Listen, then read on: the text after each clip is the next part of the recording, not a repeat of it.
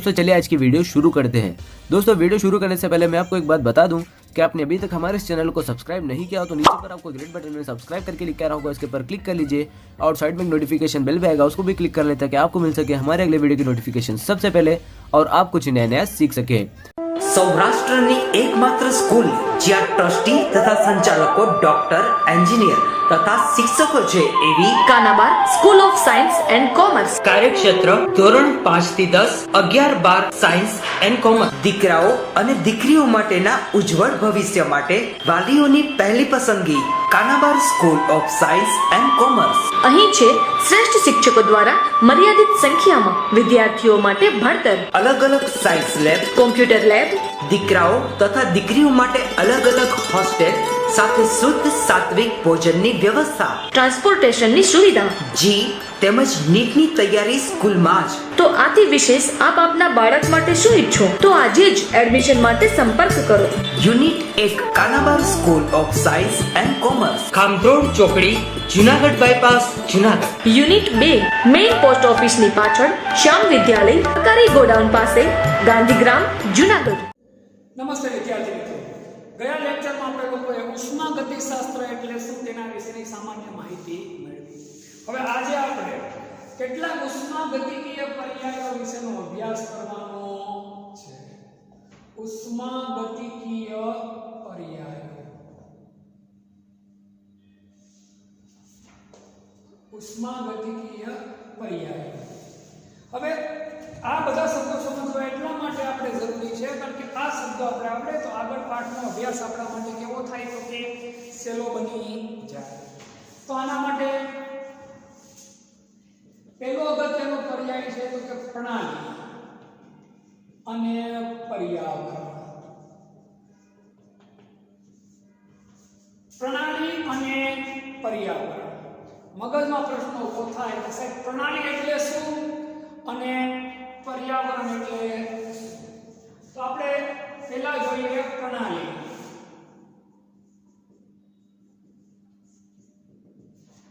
આ એક બીકર લીધું છે,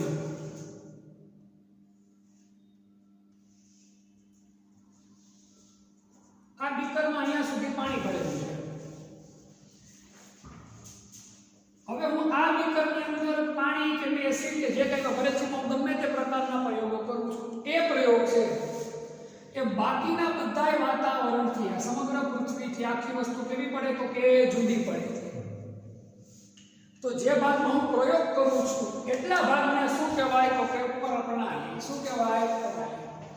અને પ્રયોગ કરું છું જે બીકરની અંદર એના સિવાયના બધા જ ભાગને,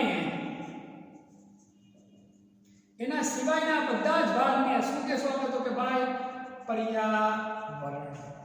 શું કહેવાય? પર્યાવરણ। આ બંનેનો સરવાળો થાય એટલે શું થઈ જાય? સમગ્ર સમજાવવાનું નથી, વ્યાખ્યા વ્યવસ્થિત રીતે લખીએ એટલે સમજાઈ જાય। વિશ્વનો એવો નાનો ભાગ, વિશ્વનો એવો નાનો ભાગ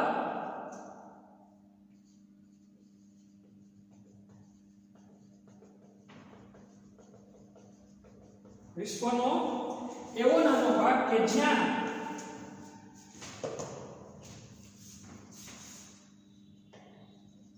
વિશ્વનો એવો નાનો ભાગ કે જ્યાં ઉષ્માગતિકીય ફેરફારો, ઉષ્માગતિકીય ફેરફારો, જો આમાં હું ગરમી આપું, એને ઠંડક આપું કે એની અંદર કોઈ પણ પ્રકારના પ્રયોગ કરીને મેં શું કર્યો કહેવાય તો કે ભાઈ ઉષ્માગતિકીય ફેરફારો કે પ્રયોગો, આની ઉપર કોઈ પણ પ્રકારના ફેરફાર કરવો એને એક પ્રકારના પ્રયોગ જ કર્યો કહેવાય। ઉષ્માગતિય ફેરફારો કે પ્રયોગોને અવલોકી શકાય ને અવલોકી શકાય અથવા તો પ્રયોગોના અવલોકનની નોંધ લઈ શકાય તેને શું કહેવાય તો કે ભાઈ પ્રણાલી કહે છે। શું કહેવાય? પ્રણાલી કહે છે। અને પ્રણાલી સિવાયના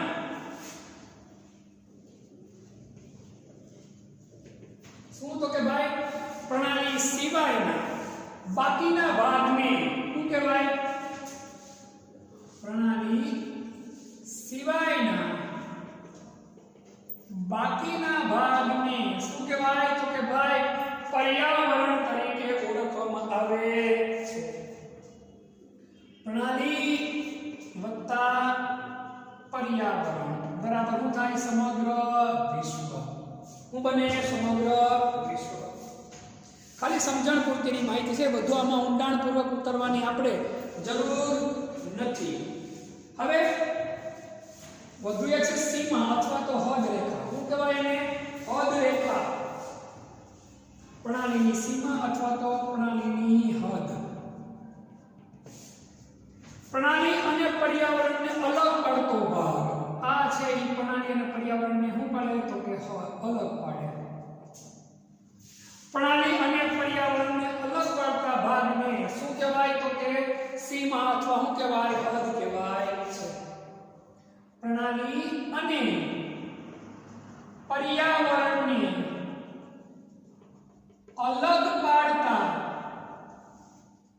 ભાગને શું કહેવાય? તો કે પ્રણાલીની હદ અથવા સીમા કહે છે.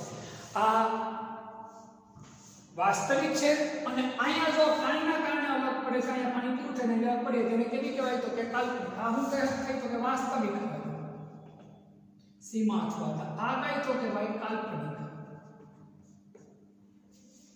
એના પ્રકારોમાં આપણે ઊંડું ઉતરવાની આપણે કોઈ પણ જગ્યા ઉપર આપણે જરૂર નથી. હવે અગત્યનો પછીનો પોઈન્ટ છે પ્રણાલીના પ્રકાર. આનો સ્ક્રીનશોટ લઈ લો એટલે આપણે હવે એ પોઈન્ટ ઉપર ગયા જાય. ક્યાં? તો કે ભાઈ પ્રણાલીના પ્રકાર.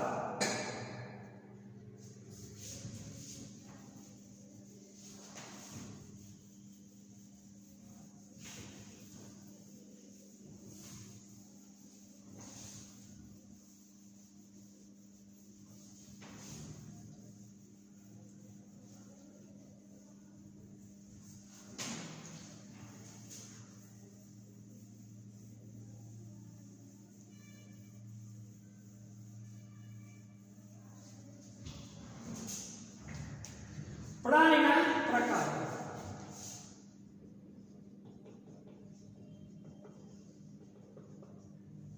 મુખ્ય તમારે 3 પ્રકારો પ્રણાલીના ભણવાના થાય. એમાં આ પ્રણાલીના પ્રકારો છે એની અંદર દ્રવ્ય અને ઊર્જાની વિનિમય એટલે કે આપલેના આધારેના પ્રકારો પડે છે. પ્રણાલીનો પ્રકારો દ્રવ્ય અને ઊર્જાની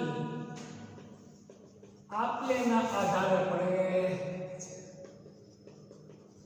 કોની કોની? તો કે ભાઈ દ્રવ્ય અને ઊર્જામાં પહેલો પ્રકાર છે ખુલ્લી પ્રણાલી. તો કઈ પ્રણાલી? તો કે ભાઈ ખુલ્લી પ્રણાલી.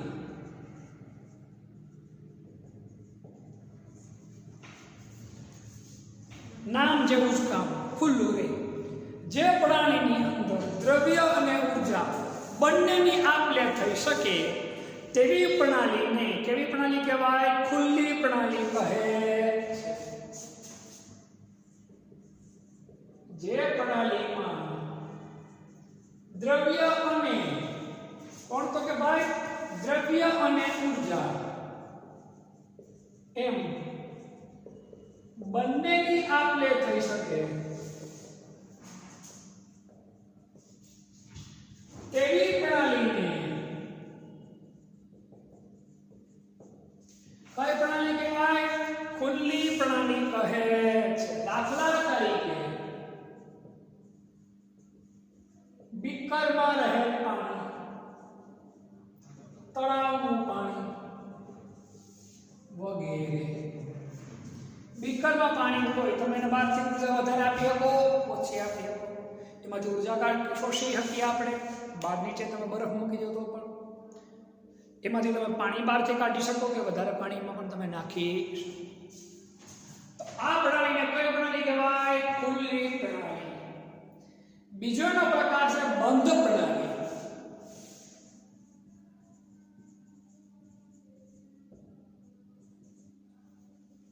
બંધ પ્રણાલી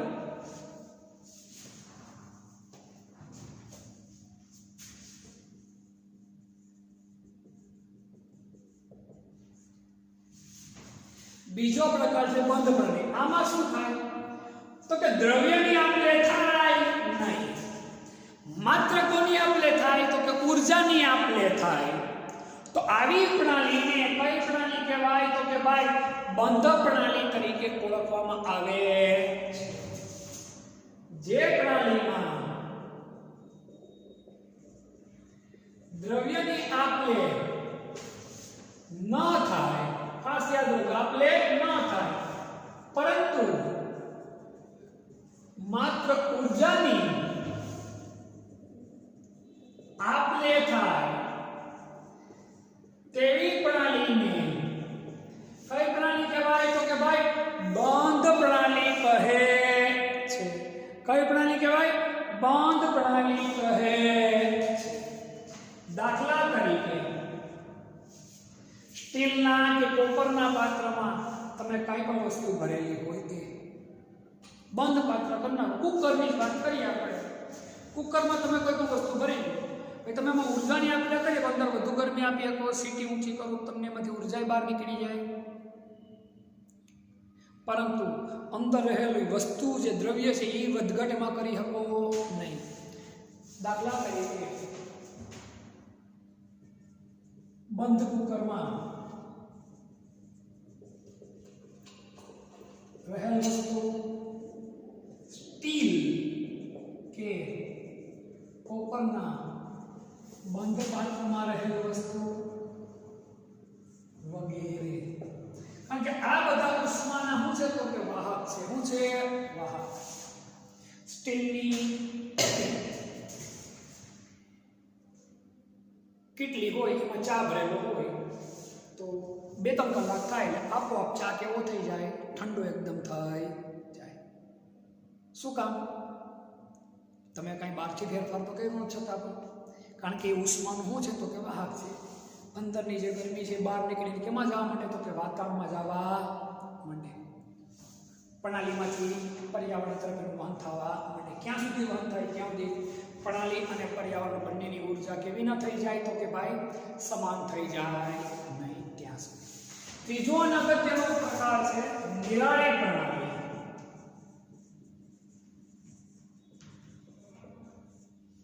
કયો પ્રકાર તો કે ભાઈ નિરાળી પ્રણાલી.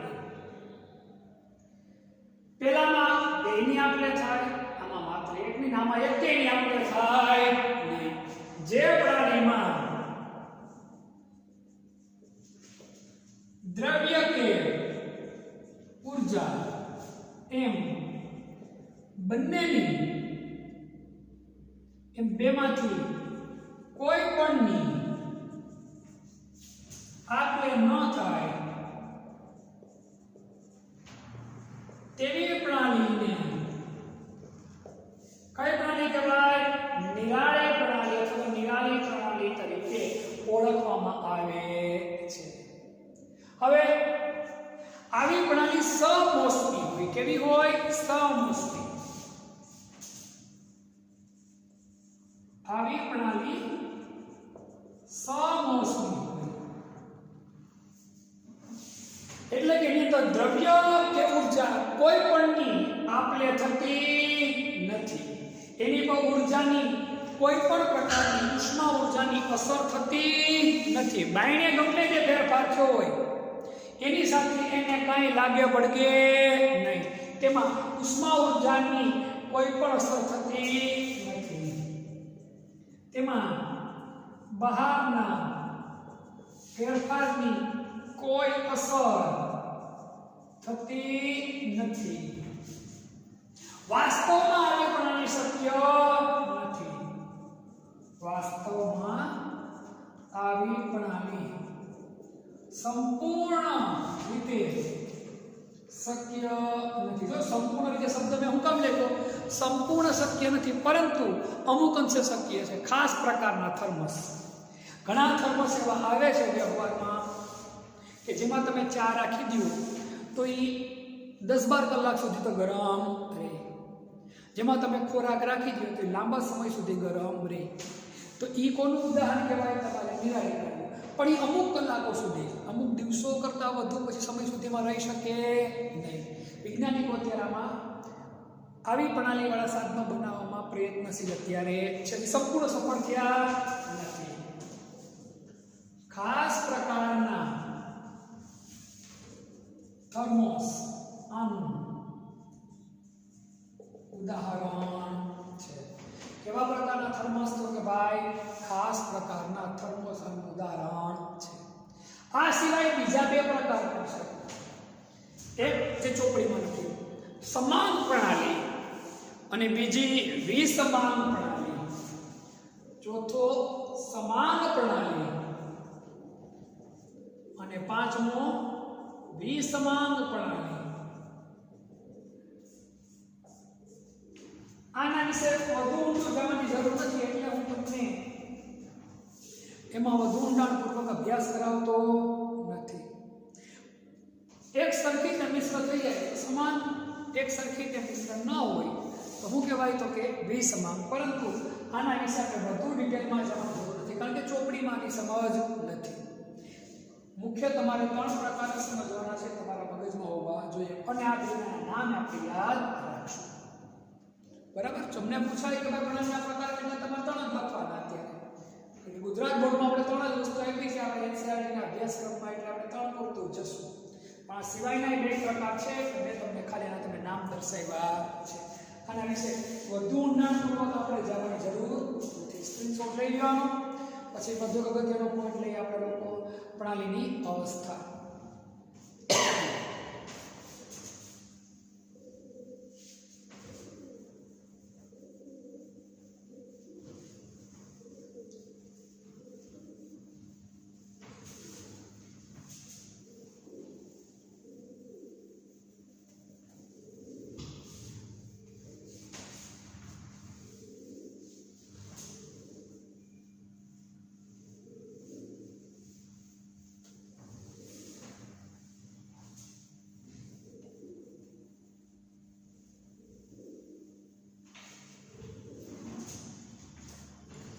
વધુ અગત્યનો કોન્સેપ્ટ પ્રણાલીની અવસ્થા.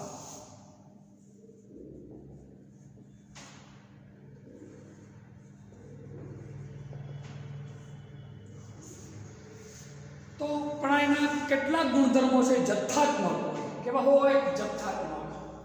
પ્રણાલીના જથ્થાત્મક ગુણધર્મોનું વર્ણન ખાસ કરીને કોણ કરે? તો કે ભાઈ તાપમાન, દબાણ, કદ, એના દ્રવ્યનો જથ્થો એટલે કે મોલ વગેરે દ્વારા દર્શાવી શકાય છે. તો આ તાપમાન, દબાણ, કદ, દ્રવ્યનો જથ્થો એ એના આપણા સ્થૂળકાય ગુણધર્મો સાથે સંકળાયેલા હોવાથી એને શું કહેવાય? એના તો કે ભાઈ અવસ્થા વિધેયો તરીકે ઓળખવામાં આવે છે. સમજાણું નથી? પ્રણાલીની અવસ્થા એટલે પ્રણાલીની સ્થિતિ. જ્યારે આ પ્રણાલી છે, પ્રણાલીમાં કોઈ વસ્તુ છે, તો એ વસ્તુના ગુણધર્મો મુખ્યત્વે કોની પર આધાર હોય? તો કે તાપમાન ઉપર, કદ ઉપર, એના દ્રવ્યના જથ્થા ઉપર, એના દબાણ પર આધાર રાખે છે. તો આ બધા જે ગુણધર્મો છે એ ગુણધર્મોને કયા ગુણધર્મો તરીકે ઓળખવામાં આવે? તો કે પ્રણાલીના અવસ્થા વિધેયો તરીકે ઓળખવામાં આવે છે. ખાસ યાદ રાખજો, તાપમાન,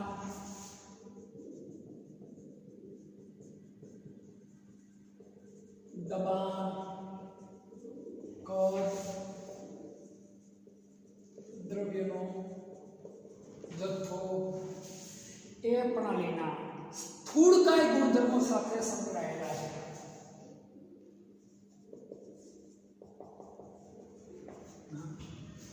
સ્થૂળકાય ગુણધર્મો સાથે સંકળાયેલા હોવાથી તેને શું કહેવાય? તો કે ભાઈ અવસ્થા વિધેયો કહે છે.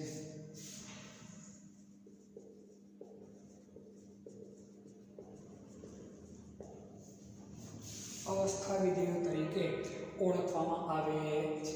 હવે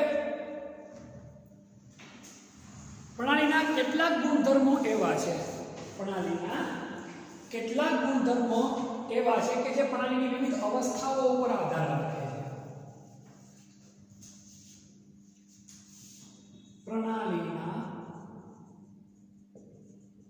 કેટલાક ગુણધર્મો પ્રણાલીની વિવિધ એટલે કે જુદી જુદી અવસ્થાઓ ઉપર આધારિત હોય છે. પ્રણાલીના કેટલાક ગુણધર્મો પ્રણાલીની અવસ્થા ઉપર આધાર રાખે છે. અવસ્થા એટલે કે સ્થિતિ. અવસ્થાનો અર્થ શું થાય તો કે સ્થિતિ. પરંતુ તે અવસ્થા પ્રાપ્ત કરવાની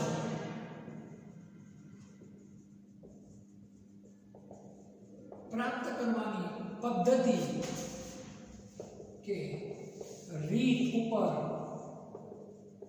આધાર રાખતા નથી. તેને શું કહેવાય? તેને ઉષ્માગતિકીય અવસ્થા વિધેય કહે છે. અવસ્થા વિધેય એટલે શું કે તમને સમજાવું છું. ઘણા ગુણધર્મો એવા હોય કે પ્રણાલીની કોના પર આધાર રાખે તો અવસ્થા એટલે સ્થિતિ ઉપર, કે ભાઈ ઘન છે, પ્રવાહી છે, વાયુ છે, એવી સ્થિતિ ઉપર આધાર રાખે. પણ એ સ્થિતિ પ્રાપ્ત કરવાની પદ્ધતિ કઈ રીતે પ્રાપ્ત કરી, એના માટે બહારથી કેટલી ઉર્જા આવી, શું ફેરફાર કર્યું, શું કર્યું, શું ન કર્યું, એની પર આધાર રાખતા નથી. તેને શું કહેવાય? ઉષ્માગતિકીય અવસ્થા કહે, વિધેય કહે છે. દાખલા તરીકે આપણી વાત કરું તો આપણો કોઈ મિત્ર હોય ને આપણે હોય તો એને 90% આવ્યા હોય ને આપણે 60% આવ્યા હોય તો આપણે એમ કહીએ કે ભાઈ એને ટકા વધારે આવી ગયા, આમ છે તેમ છે. એની વધુ ટકા લાવવા માટે શું કર્યું હોય એ આપણને ખ્યાલ હોય નહીં. આપણે એ જોતા નથી. આપણે ટીવી જોતા હોય, આપણે ક્રિકેટ રમતા હોય, પણ એ આખો દિવસ મહેનત કરતો હોય. આપણે પ્રસંગોપાત્ર ગયા હોય ફરવા, અને એ ફરવાનું લગ્ન પ્રસંગ બધું સાઈડમાં મૂકીને આખો દિવસ શું કરતો હોય તો કે ભાઈ મહેનત કરતો હોય. તો આખો દિવસ મહેનત કરે એટલે ટકાવારી વધારે આવે. તો એ જે એને ટકાવારી વધુ લાવવા માટે જે મહેનત કરી, જે પદ્ધતિ આપણી, જે રીત વાપરી, એની ઉપર આધાર રાખે નહીં. એને શું કહેવાય? ઉષ્માગતિકીય અવસ્થા વિધેય. એ વસ્તુ જોઈ નહીં કે ભાઈ ક્યાં લેવલ સુધી પૂગવા માટે શું કરવું પડ્યું, એ જોઈ નહીં. તમારી જ વાત કરીએ, તમને લોકોને 10માં ધોરણમાં સારા ટકા આવ્યા હોય અને તમારા કોઈ મિત્ર ફેલ થયો હોય કે એને ઓછા ટકા આવે તેમ કે એટલે આ પાસ થઈ ગયું, રહી ગયું. પણ એને એ ખબર ન હોય કે તમે પાસ થવા માટે કઈ રીતે મહેનત કરી હોય, કેટલી મહેનત કરી હોય, તમે શું ભોગ આપ્યો હોય, મોડે સુધી કઈ તમે લોકોએ વાંચ્યું હોય, એની ઉપર એ કોઈ ફોકસ કરતા નથી. તો એટલે હું ટૂંકમાં એ સ્થિતિએ પૂગવા માટેની પદ્ધતિ કે રીત ઉપર કોઈ આધાર રાખતા નથી. એને શું કહેવાય તો કે ભાઈ અવસ્થા વિધેય તરીકે ઓળખવામાં આવે છે. તો આવા અવસ્થા વિધેયના ઉદાહરણ આપું તમને. દાખલા તરીકે આપણે જોઈએ તાપમાન, દબાણ, કદ, દ્રવ્યનો જથ્થો, તાપમાન, દબાણ, કદ, દ્રવ્ય જથ્થો, આ બધા આપણે ભણી ગયા. હવે આ ચેપ્ટરમાં જે ભણવાના થાય છે આંતરિક ઉર્જા, મુક્ત ઉર્જા, આંતરિક ઉર્જા, મુક્ત ઉર્જા, એન્થાલ્પી, આ ચેપ્ટરમાં ભણશો બધું, એન્ટ્રોપી વગેરે. અહીંથી તમે નવો પોઈન્ટ બનાવી નાખો. અવસ્થા વિધેય.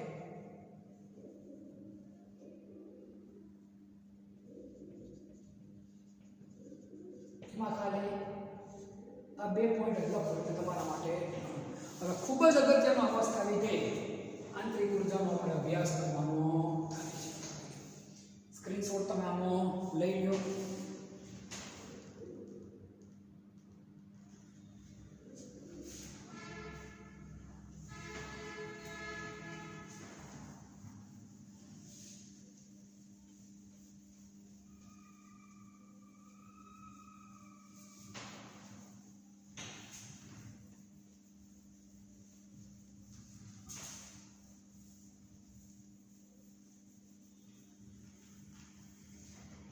અવસ્થા વિધેયનો ખૂબ જ અગત્યનો પોઈન્ટ એવો આંતરિક ઉર્જા.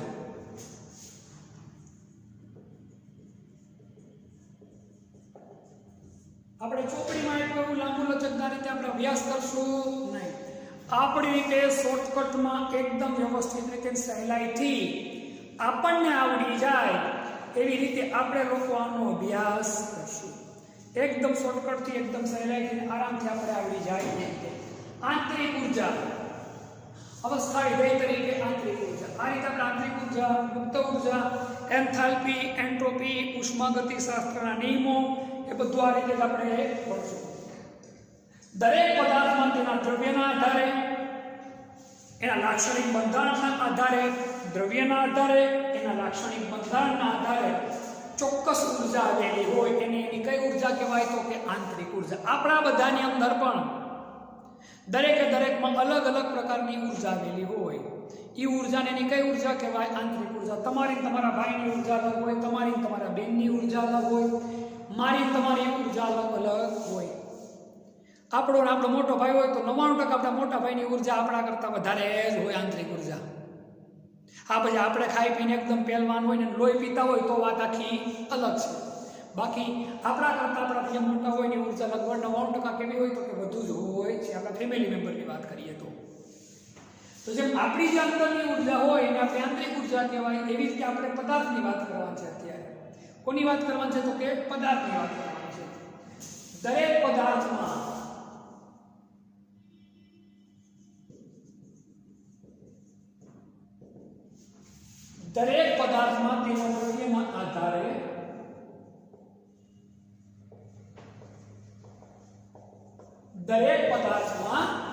તેના દ્રવ્યના આધારે અને લાક્ષણિક બંધારણના આધારે દરેક પદાર્થમાં તેના દ્રવ્યના આધારે અને લાક્ષણિક બંધારણના આધારે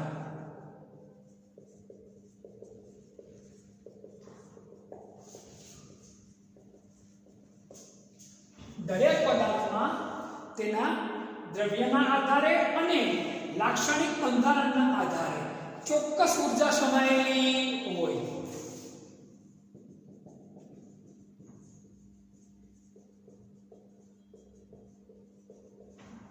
ચોક્કસ ઉર્જા સમાયેલી હોય તેને શું કહેવાય? તેને તે પદાર્થની શું કહેવાય? આંતરિક ઉર્જા કહે છે.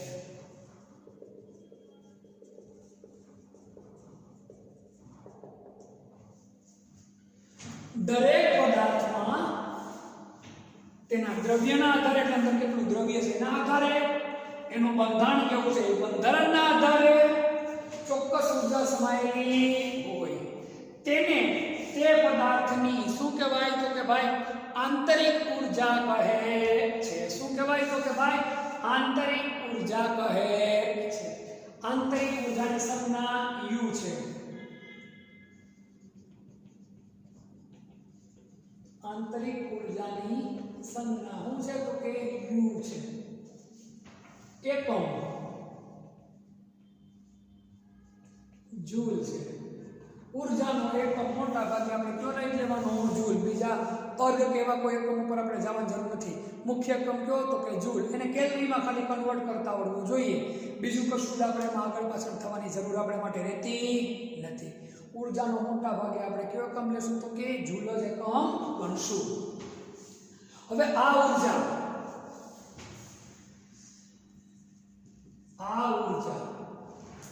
આંતરિક ઉર્જાની વાત કરીએ. આ ઉર્જા ગતિ ઉર્જા અને સ્થિતિ ઉર્જા સ્વરૂપેની અંદર સંગ્રહાયેલી હોય છે.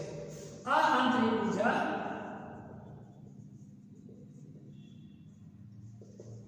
એ ગતિ ઉર્જા અને સ્થિતિ ઉર્જા સ્વરૂપે ગતિ ઉર્જા અને સ્થિતિ ઉર્જા સ્વરૂપે તે પદાર્થમાં સંગ્રહાયેલી હોય. આ આંતરિક ઉર્જા ગતિ ઉર્જા સ્વરૂપે અને સ્થિતિ ઉર્જા સ્વરૂપે તે પદાર્થની અંદર શું થયેલી હોય તો કે ભાઈ સંગ્રહાયેલી હોય છે. એક અગત્યનો પોઈન્ટ બોલું છું, એ ખાસ લખજો. 1 મોલ પરમાણ્વીય વાયુની આંતરિક ઉર્જા, ખાસ યાદ રાખજો, એ માટે કામની વસ્તુ છે. 1 મોલ પરમાણ્વીય વાયુની આંતરિક ઉર્જા, 1 મોલ પરમાણ્વીય વાયુની આંતરિક ઉર્જા 3/2 RT થાય. આપણે યાદ રાખવાનું. 2 મોલ હોય તો અને આખરે 2 વડે ગુણ નાખવાનો એટલે તો 2 ઉડી જાય, 3 RT થઈ. 3 મોલ હોય તો 3 × 9/2. 4 મોલ હોય તો 6 RT થાય. સમજાય છે વસ્તુ? આ વસ્તુ યાદ રાખજો. નીટ માટેમાં આવો પ્રશ્ન આવ્યો હોય આપણે તો આપણે લોટરી લાગી જાય, 4 માર્ક્સ આપણે એમને બેઠે બેઠા મળી જાય. ખાસ યાદ રાખજો, દરેક પદાર્થમાં તેના દ્રવ્યના આધારે અને લાક્ષણિક બંધારણના આધારે ચોક્કસ ઉર્જા સમાયેલી હોય. તેને શું કહેવાય? પદાર્થની આંતરિક ઉર્જા કહેવાય. આંતરિક ઉર્જાની સંજ્ઞા શું છે? તો કે ભાઈ યુ. એનો એકમ શું છે? જૂલ. આંતરિક ઉર્જા એ ગતિ ઉર્જા અને શક્તિ ઉર્જા સ્વરૂપે પદાર્થમાં શું થયેલી હોય? તો કે સંગ્રહાયેલી હોય. 1 મોલ પરમાણ્વીય વાયુની આંતરિક ઉર્જા કેટલી થાય? તો કે 3/2 RT થાય. હવે આંતરિક ઉર્જાનું નિરપેક્ષ મૂલ્ય સતત બદલાય એટલે માપી શકાતું નથી. આંતરિક ઉર્જાનું નિરપેક્ષ મૂલ્ય બદલાતું હોવાથી માપી શકાતું નથી, પરંતુ આંતરિક ઉર્જાનો ફેરફાર માપી શકાય છે. પરંતુ આંતરિક ઉર્જાનો ફેરફાર માપી શકાય છે. આ ફેરફાર માપવા માટે બોમ્બ કેલરીમીટર નામના સાધનનો ઉપયોગ થાય. ખાસ યાદ રાખજો, આંતરિક ઉર્જાનો ફેરફાર માપવા બોમ્બ કેલરીમીટર નામના સાધનનો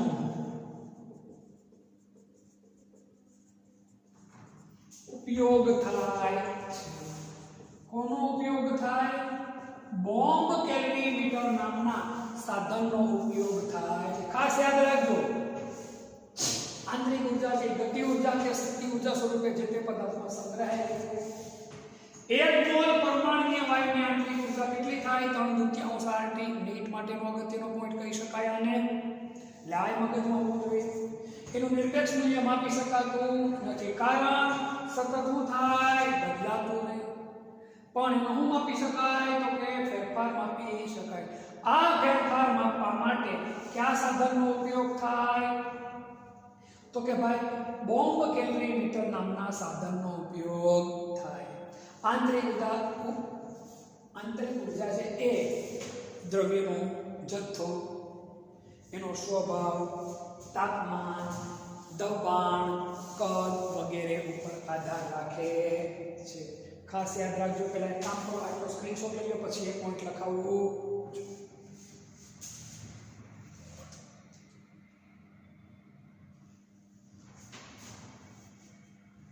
અહીંયા થઈ જશે, કાંઈ વાંધો નહીં. આંતરિક ઉર્જા છે, આંતરિક ઉર્જા પદાર્થનો જથ્થો,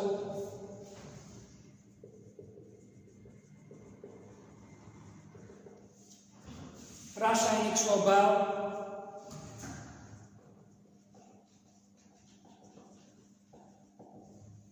આંતરિક ઉર્જા પદાર્થનો જથ્થો, રાસાયણિક સ્વભાવ, તાપમાન, દબાણ, કદ વગેરે ઉપર આધાર રાખે છે. વગેરે ઉપર આધાર રાખે છે. હવે ફરી એકવાર આટલો ટોપિક જોઈ લઈએ, પછી આંતરિક ઉર્જાનો ફેરફાર કઈ રીતે થાય એ સમજીએ આપણે. દરેક પદાર્થમાં તેના દ્રવ્યના આધારે અને લાક્ષણિક બંધારણના આધારે ચોક્કસ ઉર્જા સમાયેલી હોય એને એ પદાર્થની કઈ ઉર્જા કહેવાય? આંતરિક ઉર્જા કહે. આંતરિક ઉર્જાની સંજ્ઞા શું છે? તો કે યુ.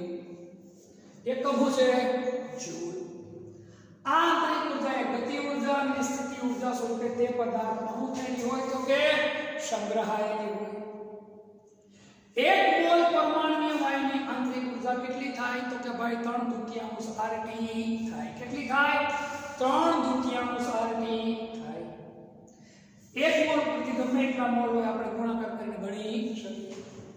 આંતરિક ઉર્જાનું નિરપેક્ષ મૂલ્ય સતત શું થાય તો કે બદલાય, એટલે માપી શકાતું નથી. પણ આંતરિક ઉર્જામાં ફેરફાર કેટલો છે માપી શકાય.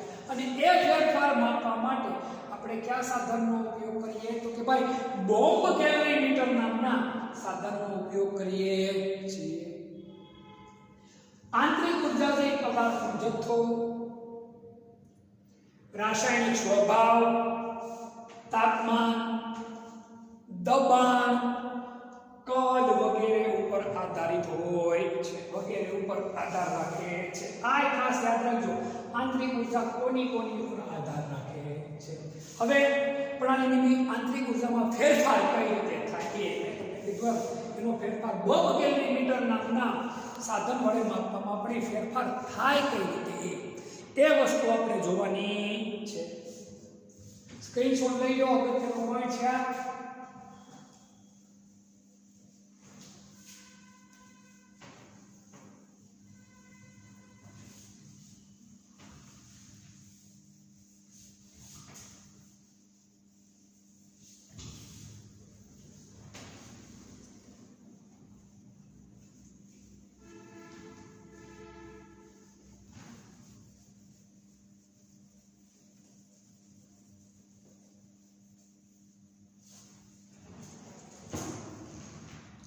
તો પ્રણાલીની આંતરિક ઉર્જામાં ફેરફાર મુખ્યત્વે બે રીતે થાય.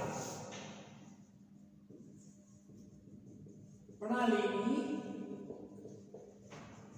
આંતરિક ઉર્જામાં ફેરફાર મુખ્યત્વે બે રીતે થાય છે. કેટલી રીતે ફેરફાર થાય? બે રીતે. પ્રણાલીની આંતરિક ઉર્જામાં ફેરફાર મુખ્યત્વે કેટલી રીતે થાય તો કે બે રીતે થાય. એક, પ્રણાલી ઉપર કે પ્રણાલી દ્વારા કાર્ય કરીને. પ્રણાલી ઉપર કે પ્રણાલી દ્વારા કાર્ય કરીને. આ શબ્દ સમજો. પ્રણાલી ઉપર એટલે પ્રણાલીની ઉપર જે કામ થાય એની ઉપર તમે જે કામ કરો એને શું કહેવાય? પ્રણાલી ઉપર કરેલું કાર્ય. અને પ્રણાલી દ્વારા કાર્ય એટલે પ્રણાલીની મદદથી તમે કામ કરો તેને પ્રણાલી દ્વારા કાર્ય. દાખલા તરીકે કોઈ વાણંદના વાળ કપાય, પોતે વાણંદના વાળને તમે કોઈ કાપો તો એ શું કહેવાય? પ્રણાલી ઉપર કાર્ય કર્યું કહેવાય. એ જ વાણંદ પછી આપણા વાળ કાપે તો પ્રણાલી દ્વારા કાર્ય કર્યું કહેવાય. જો વાણંદને પ્રણાલી ગણો તમે તો અમે તમને એક એક્ઝામ્પલ આપ્યું છે. તમને પ્રણાલી ગણીએ તો તમારી ઉપર અમે જે કાંઈ પણ અખતરા કરીએ એને હું કહેવું કે પ્રણાલી ઉપર કાર્ય.